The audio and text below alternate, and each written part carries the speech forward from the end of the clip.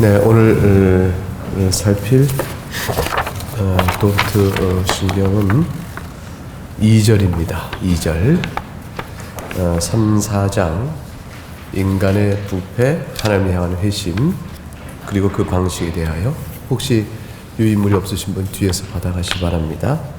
2절을 함께 읽도록 하겠습니다. 시작. 사람은 타락한 이후에 자신의 상태와 똑같은 자녀들을 낳았다.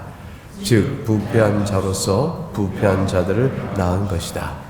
부패는 하나님의 공의로운 심판으로 인해 아담에게서 그리스도만을 제외한 모든 후손들에게 펠라기우스자들이 전에 원했던 것과 같이 모방을 통해서가 아니라 사악한 본성의 번식을 통해서 파급되었다. 2절은 소위 말하는 원죄를 다룹니다. 원죄. 그러니까 사람이 나면서부터 자신의 의지로 범한 죄와 상관없이 인간이 죄인으로 출생한다는 사실을 가르칩니다. 그 죄인으로 출생한다는 말이 도대체 무엇일까?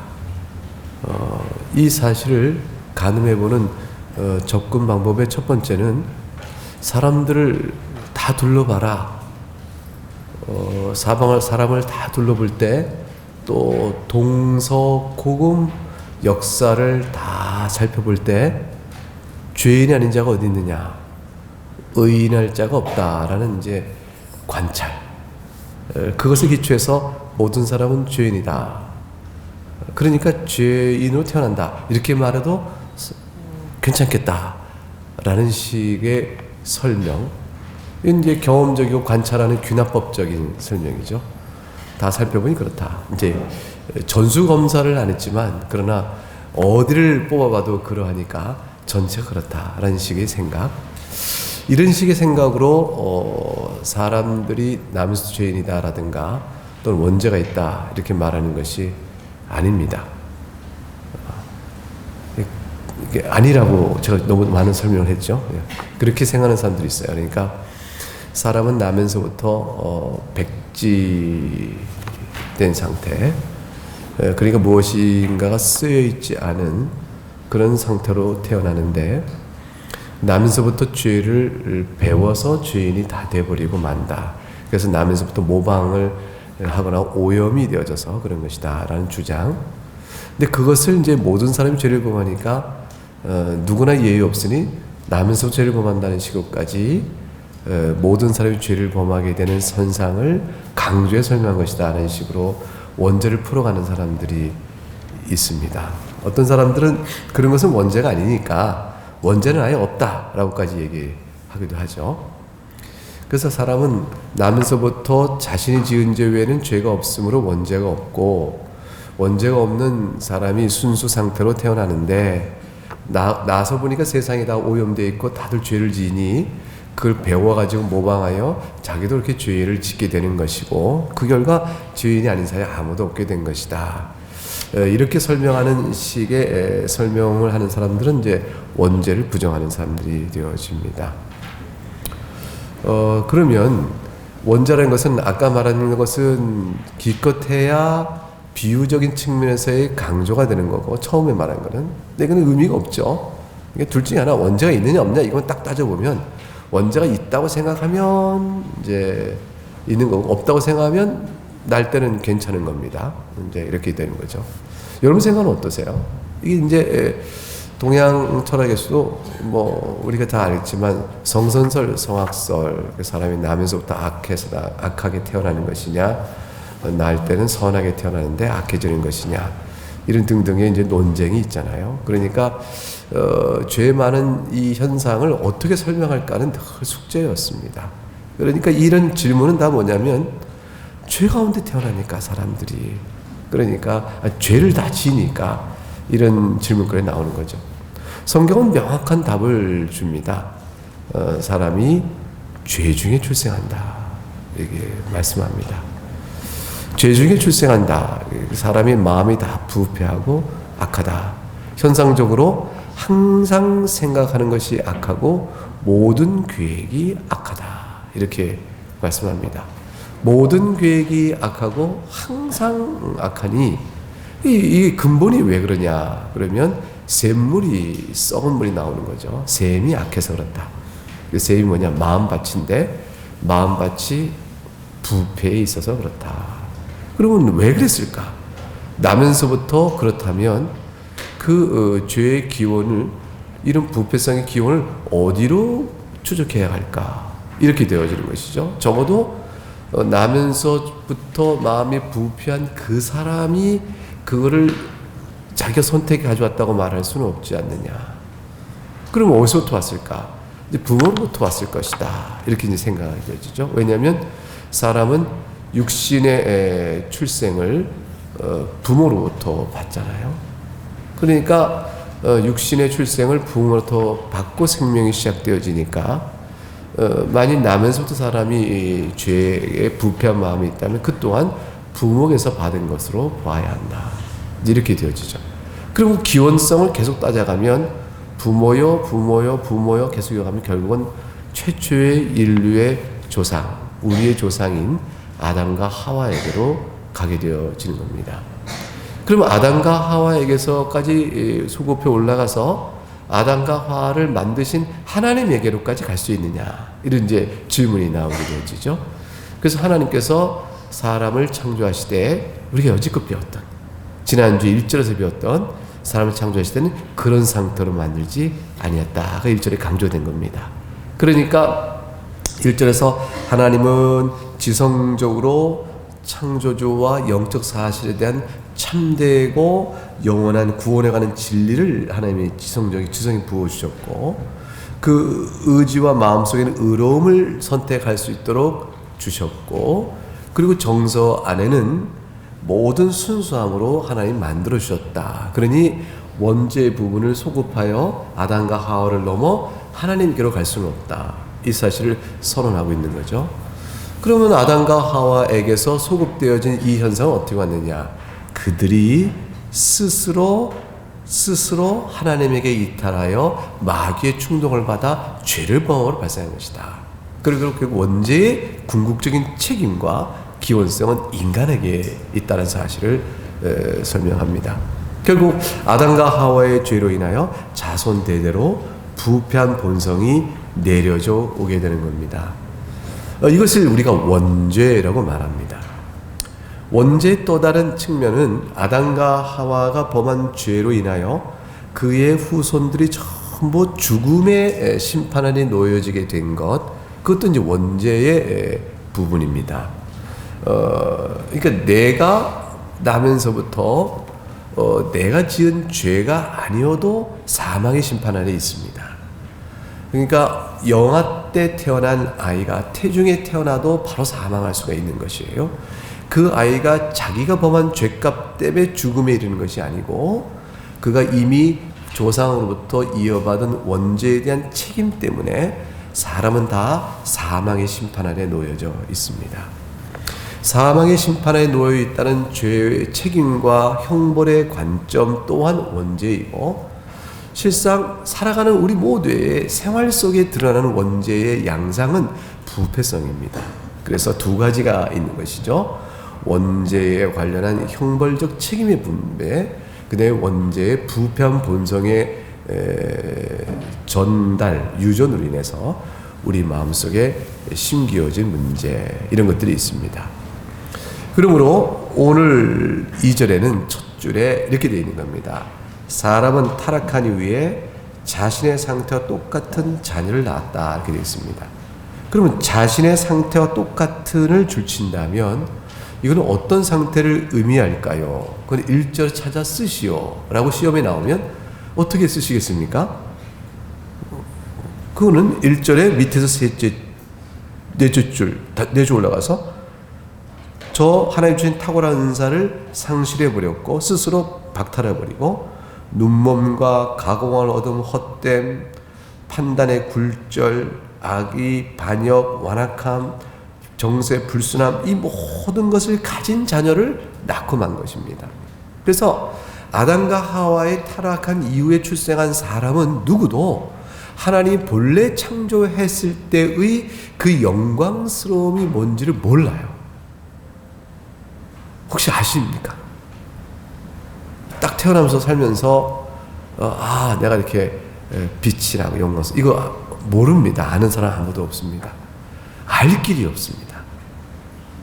그러니까 이제 나면서부터 우물 안에 있던 개구리는 세상이 우물 안뿐이죠. 우물 바깥의 세상은 모르는 겁니다. 그러니까 이 세상 사람들이 왜 하나님을 모를까? 왜 아무리 알려줘도 믿지 않을까? 저렇게 사는 인생이, 죄 아래 있는 세상이요, 인생이요, 슬픔과 공고하며 이 심판에 있다는 사실을 왜 그들이 인정하지 못할까? 이 등등의 모든 사실을 다 설명해도 모르죠. 모를 수밖에 없어요. 이게 죄 아래에 있는 상태에서 영광스러운 모습에 대한 이해가 없기 때문입니다. 그런데도 하나님께서는 우리가 이제 4절에 가면 알겠지만 은혜를 베푸신 부분이 있어요. 그래서 막연하나마 부인하지 못할 신의식을 넣어주십니다. 남겨두세요. 그건 하나님의 은총인데, 이제 그것은 이제 4절에 가서 살펴볼 것이고, 일단 오늘은 나면서부터 인간은 부패한 상태로 태어난다. 그럼 무슨 얘기가 되냐면 지식에 오류가 있는 거예요. 좋아하는 것에도 오류가 있고 선악의 분별에 있어서 반발심이 있습니다. 그래서 이건 진리다 해도 진리를 고지고대로 받지 않으려고 하고 자기 지성력을 활용하여 아니라고 말하고 싶거나 잘못된 판단을 고집하게 되는 일이 나타나고요. 부패한 본성 때문에. 그리고 하나님이 기뻐하지 않은 일들을 막 오히려 좋아하고 영적 순수성과 이 성결함에 대해서는 묘하게 거리껴가는, 부담스러워하는, 그래서 굉장히 무겁게 느끼는 이러한 정서가 있고, 그래서 죄 중에 있는 걸 보면 그건 아니야 라고 말하면서도 싫지 않는 이런 좀 복잡한 마음들이 이제 마음속에 나타나는 겁니다. 그래서 이제 마약을 행하거나 또는 폭력을 행하거나 또는 같은 죄악의 범죄 현상을 보면서 몸부림치죠. 저거는 악이다 라고 지성적으로 선악간의 판단을 해나가고 선택을 하고자 안 하고자 하는 저항감도 있지만 그 정서도 몸부림치죠. 그럼에도 불구하고 이상하게 이제 끌리거나 이상하게 그쪽에 들어가는 묘한 그 굴절된 현상을 사람이 이렇게 보게 되어집니다. 그래서 세상에 역할 중에 제일 쉬운 역할이 악역이라, 연극할 때 또는 연기 중에서. 그래서 악역자라는 배우는 연기력을 판단할 수 없다 그랬어요. 그런 말이 있습니다. 악역을 잘하는 명배우다는 것은 사실 그분의 참된 연기력을 볼 수 없다. 악역은 누구나 잘한다. 본성대로 하면 된다. 이제 이런 얘기 되는 거죠. 그럼 이제 진짜 어려운 역할은 뭐냐면 이제 선한 역할이에요. 이게 본성상 힘든 거예요. 이제 그만큼 이게 이렇게 되어 있습니다. 그래서 어려서부터 자랄 때 보면 시기, 질투, 미움, 욕망, 자기중심적 생각, 그 왜곡, 또 거짓말, 이런 것들이 어려서부터 이렇게 나오게 되는 겁니다. 이게 다 원죄로 인한 것이죠. 자, 이 원죄가 있다고 그럴 때 그 다음 뭐냐면 이 도르토 신경은 뭐라고 풀었냐면 어떻게 이렇게 나느냐, 어떻게 이렇게 원죄로 태어나냐 하는 문제에서 부패한 자로서 부패한 자를 낳은 것이다 이렇게 설명했습니다. 그러니까 부모가 부패 있으니 부패한 자를 낳은 것, 이 한마디로 원죄의 전이, 부패성의 전이 또는 유전에 관한 설명을 그냥 한 줄로 딱 매듭집니다. 더 이상 설명 안 합니다. 자, 부패한 자가 부패한 자를 낳는 것은 자명한 이치란 말이죠. 이제 썩은 것은 썩은 것을 낳고 그렇게 되는 거잖아요. 그러니까 부패한 자로서 부패한 자한 것이란 말로 한 줄로 요약합니다. 여기서 우리가 질문을 더해가면 아무도 답을 못합니다. 즉 아담과 하와가 부패한 자인데 육체의 출생은 생물학적인 우리가 설명을 해나가요. 그 부모의 정자와 난자의 수종으로 인하여 그래하여 이 육체의 모든 구조와 형질을 결정해 나가는 소위 DNA가 있는 거죠. 염색체의 합성이 되어지고 그것은 이제 DNA 발현으로 부모로부터 유전받는 육체의 형질과 모습들을 다 우리 갖추게 되어집니다. 자, 근데 성질도 닮았다. 성격 닮았다. 그러니까 사실은 남편의 단점이 자식에 그대로 드러나죠. 그러니까 속상한 거죠. 남편 하나도 속상했는데 어쩜 그 단점이 자식에 그대로 드러나냐 이렇게 돼서 속상하기도 하는데 동감하시는 분들 혹시 있을지 모르겠어요. 근데 이제 보세요. 육체 형질 그 성질을 담는데 영혼의 부패성은 어떻게 오는 것일까? 이거예요. 왜냐하면 성질이라는 것은, 성격이라는 것은 그 자체로 악하다 이렇게 말하기는 좀 어려운 게 있거든요. 급한 성질이 악한 게 아니에요. 급한 것이 실수를 낳고 이렇게 지식의 오류, 정서의 오류와 선택의 오류 때문에 급한 성질이 얹어지면 모든 판단과 모든 이런 것들이 잘못해서 죄를 범하거나 악을 행하는 일들이 많이 있겠죠. 그러나 급한 성질이 반대로 올바른 판단과 올바른 선택과 올바른 정서가 얹어지면 추진력이 되어지는 거예요. 하자! 이렇게. 그래서 사실 그 자체의 성격은 쓰시기 나름인 거예요. 어떤 방향으로 가냐에 달라진 것이죠. 근데 이제 이 악이다, 이 부패란 것은 하나님과의 관점이거든요. 그러니까 하나님을 미워하고 하나님의 교훈을 싫어하고 하나님을 마음에 두기 원치 아니하며 그 저기 정욕에 따라 즉 하나님이 금하거나 행하라는 것을 안 하고 금한 것을 하고자 하는 이 마음의 상태를 갖고 우리가 부패성에 대한 증거로 본단 말이죠. 그런 마음이 하나님과의 관계 속에서 왜 드러나느냐? 이것들은 영적 성질인 것이죠. 기질로 설명하기 다 어려운 거예요. 사실 우리가 다 기질이 다르지 않습니까? 다 기질이 다른데 한 가지로 우리가 묶여 있단 말이에요. 그건 뭐냐면 영적 성질의 공유성이 생긴 거예요. 우리 안에 성령 안에 주신 받은 교통함. 우리가 다 한 몸이 됐다. 이건 다 우리의 새로운 영적 성질을 우리에서 주님께서 부어주셔서 그런 것인데, 이 영적인 측면이 있는 거죠. 부패성이라는 것은 하나님과 관계 측면이 있으니까.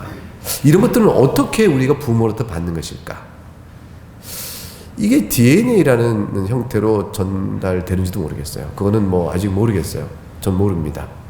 하나님께서 어떻게 그걸 쓰시는지 모르겠어요. 그런데 어쨌건 신학의 역사 속에서는 설명이 어려운 거죠. 그래서 여러 가지 설명의 시도가 있었어요. 부패한 부모는 부부가 이제 부부 관계를 가질 때도 이미 둘 다 부패이기 때문에 아담과 하와가 생육하여 번성하라 했을 때 타락 이전에 아담과 하와가 이렇게 그들의 관계를 통해서 자녀가 출생할 때의 관계가 갖는 영적 성격과 타락한 이후에 부부가 생육하여 자손을 낳을 때의 이 관계 안에 들여지는 영적 성질은 이게 다르다라고 본 거예요. 그래서 아담과 하와 타락 이전의 부부의 연합은 타락 이후의 부부의 연합과 영적 성질이 달라서 그 신자라 할지라도 다르다. 그래서 그 가운데 죄의 성질이 개입되어진다라고까지 설명을 찾아봤어요. 이제 초대교회에서 어거스틴도 그 시도를 해나갑니다. 그런데 누가 봐도 그건 답이 불만족스럽죠. 그러니까 이제 하나님께서 영혼을 육체 형질이 부모로부터 받을 때 영혼을 하나님 부어주신다. 영혼을 부어주실 때 그 영혼이 오염된 것이다. 이렇게 되어지면 그러면 영혼을 부으신 오염된 영혼을 주신 하나님께서 책임을 져야 되는 거 아니냐. 이런 문제가 생기죠. 그러니까 아담과 하와가 범죄했을 때 하나님은 미리 있을 모든 인간들의 영혼을 미리 창고에 다 만들어 놓으시고 그때 아담과 하와의 죄로 인하여 창고에 만들어 놓은 영혼들이 같이 오염이 됐다. 그러니까 이거는 하나님께서 만드신 것은 순수한 영혼인데 아담과 하와 똑같이 순결한 영혼인데 범죄할 때 이미 만들어 놓으신 영혼들이 어떻게 돼요? 같이 오염된 것이다. 그러니까 아담과 하와로 인한 오염된 영혼이 그 다음부터는 주어지게 되는 것이다. 이렇게 설명하는 시도도 있었고, 설명을 막 찾는 거죠. 그런데 어떻게 이제 영혼을 출생하게 육체가 만들어지기 전에 미 영혼만 어떻게 만들어 놓으시겠냐.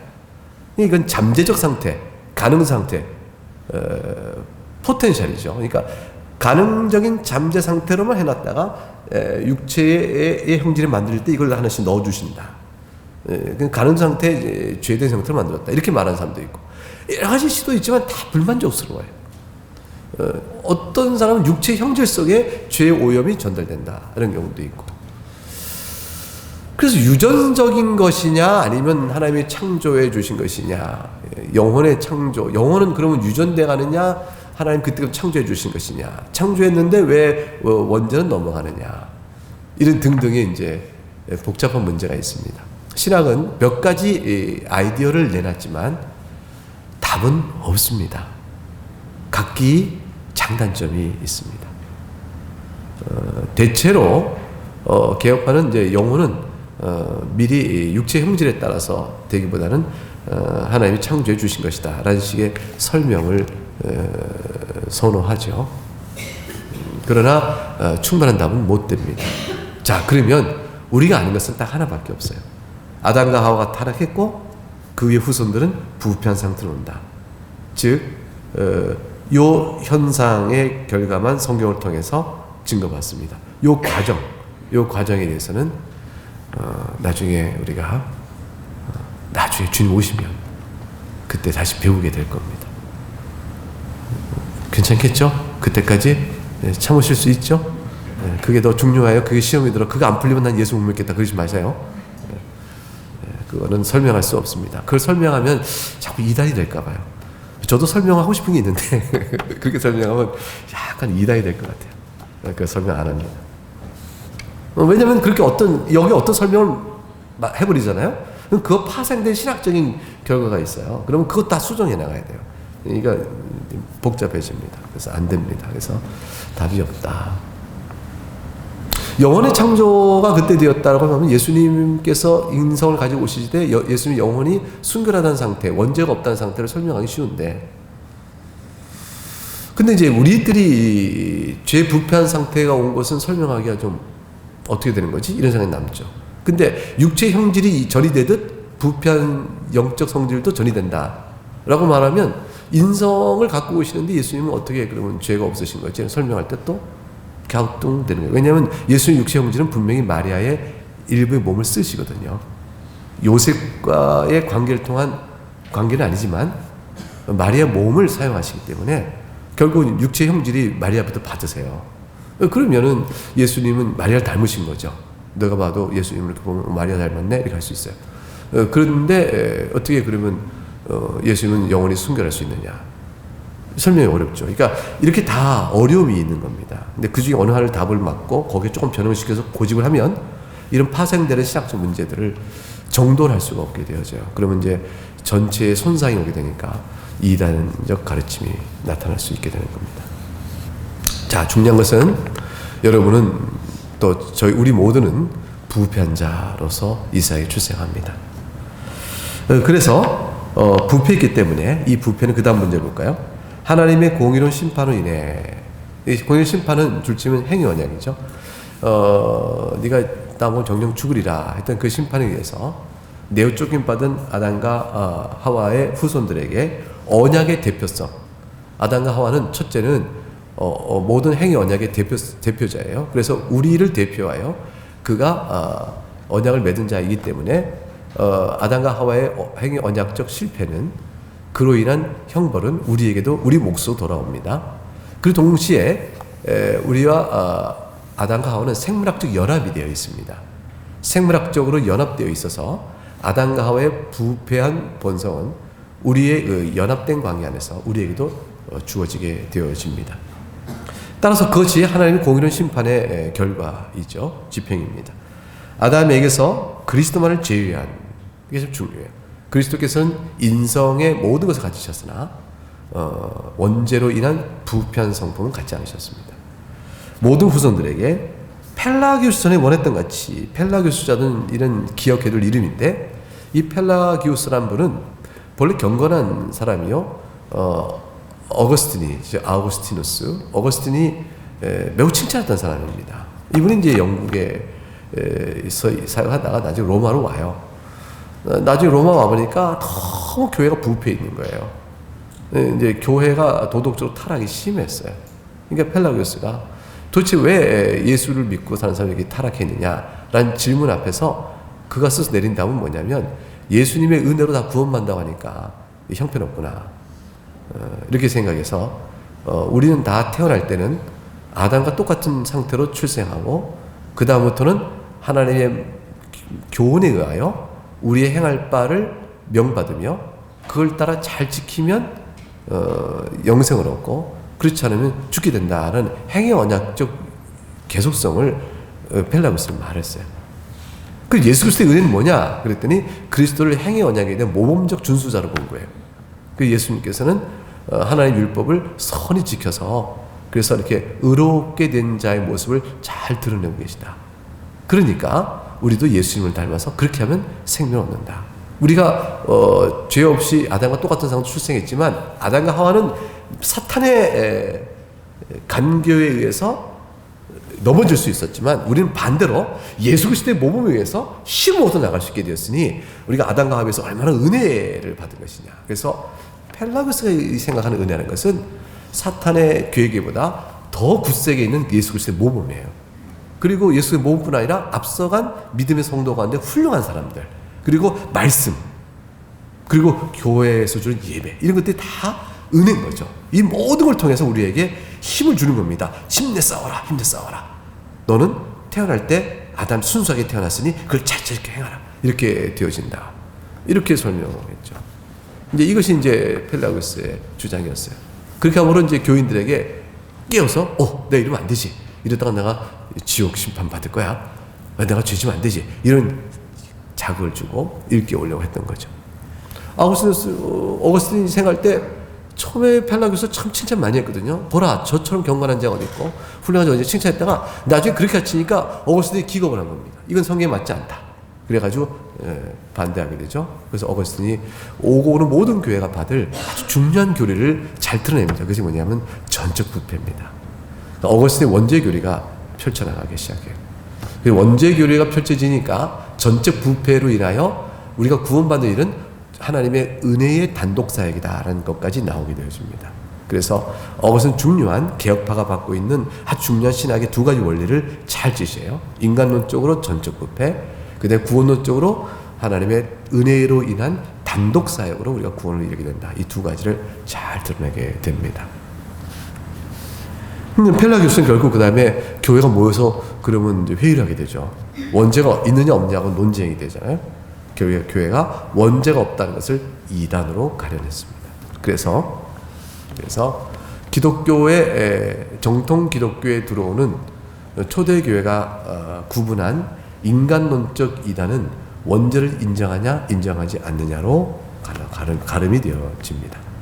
기독론적 이단은 예수님의 인성과 신성 문제, 삼일체론적 이단은 새 위격을 인정해야 되고 한 분 하나님이시라는 사실을 인정해야 되는 것이죠.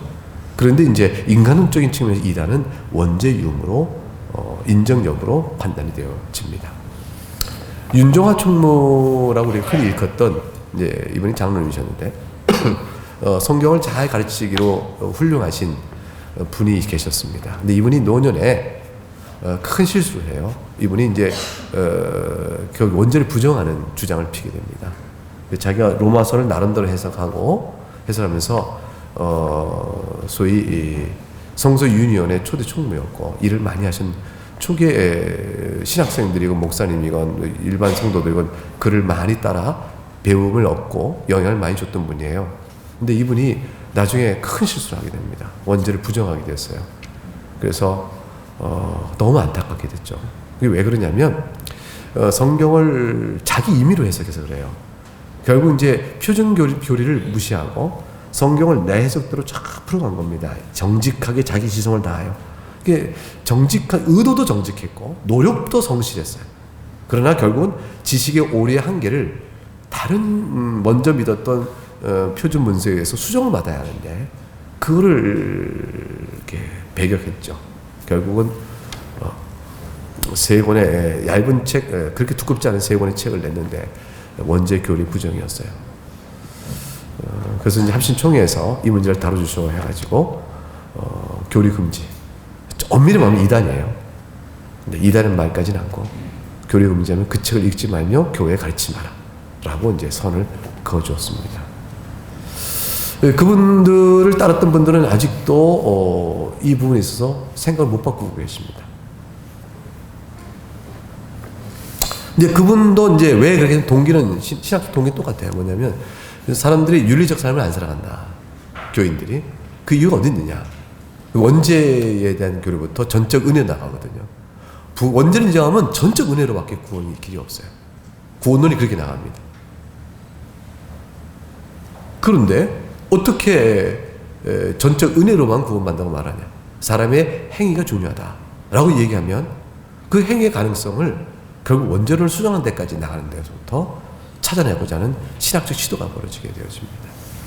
네, 잘못입니다.